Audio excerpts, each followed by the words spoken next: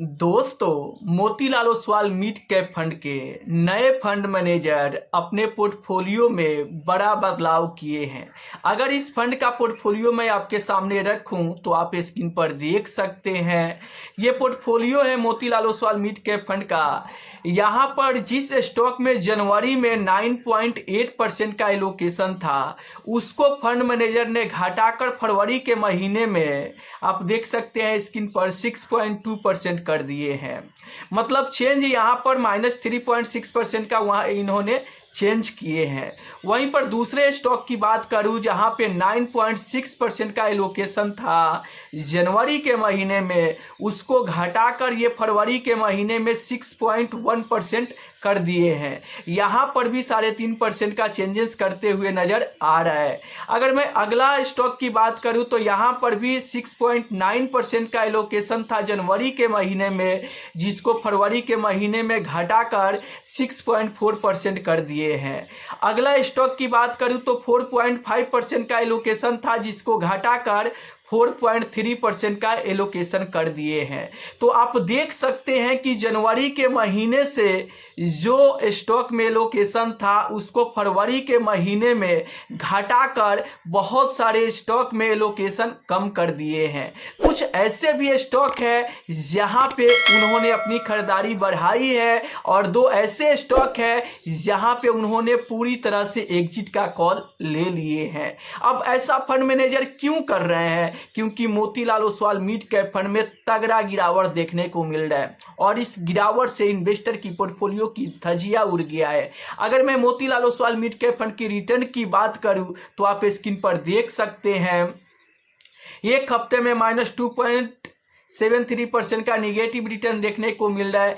एक महीने की बात करूं तो -7.41% का निगेटिव रिटर्न देखने को मिल रहा है। 3 महीने में आप देख सकते हैं 15.5% का निगेटिव रिटर्न देखने को मिल रहा है। 6 महीने में 16.5% का निगेटिव रिटर्न देखने को मिल रहा है। अगर मैं 1 साल की बात करूं तो अपने कैटेगरी एवरेज रिटर्न से बहुत ज़्यादा पिछड़ते हुए नजर आ रहा है।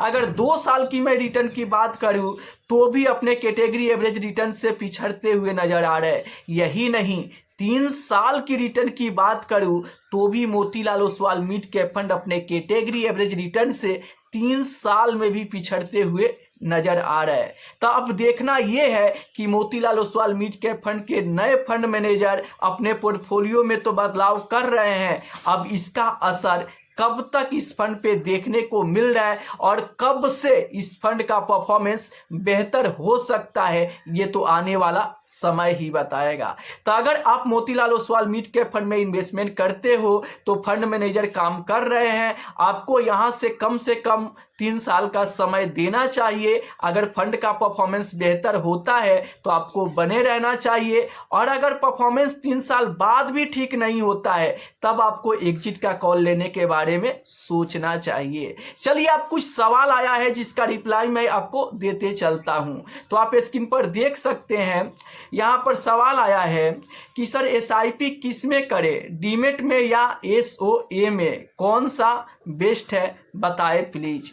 तो देखिए, यहाँ पर बेस्ट तो डीमेट फर्म में हुए होता है, लेकिन अगर आप डीमेट फर्म में एसआईपी करते हो तो आगे चल के ब्रोकर हो सके कि आपसे कोई चार्ज यहाँ पर लेना शुरू कर दे। इसलिए अगर आप चाहो तो एसओए में भी एसआईपी करते हो तो कोई दिक्कत प्रॉब्लम नहीं है, और फ्यूचर में भी आपको कभी भी कोई चार्ज देना नहीं पड़ेगा। तो इसलिए दोनों में बेस्ट ऑप्शन हो जाता है कि अगर आप चाहते हो कि कोई खर्चा ब्रोकर को ना देना पड़े तो आपको एसओए में ही एसआईपी करनी चाहिए। अब अगला जो सवाल आया है वो आप स्क्रीन पर देख सकते हैं। ये सवाल आया है संजय कुमार जी का कि sir Nippon India 500 momentum index fund को बताए। तो देखिए, ये फंड जब से लॉन्च हुआ है तब से बाजार का सिनेरियो ही ठीक नहीं है, और बाजार में लगातार गिरावट हो रहा है, जिसके चलते इस फंड की अगर मैं रिटर्न की बात करूं तो एक हफ्ते में आप देख सकते हैं 3% का गिरावट है, 1 महीने में 2% का गिरावट है, और यहाँ पर 3 महीने की बात करूँ तो -6% का निगेटिव रिटर्न बना के दिया है। 6 महीने में भी निगेटिव रिटर्न देखने को मिल रहा है, और 1 साल में इस फंड ने 9.5% का पॉजिटिव रिटर्न बना के दिया है। तो अगर आप लॉन्ग टर्म इन्वेस्टर है और लंबे समय के लिए इस फंड में इन्वेस्टमेंट किए हैं तो आपको बेफिक्र होकर अपनी SIP को कंटिन्यू करना चाहिए, क्योंकि अभी इसका NAV काफ़ी ज़्यादा सस्ता हो गया है और लगभग 7 रुपये पर आ गया है।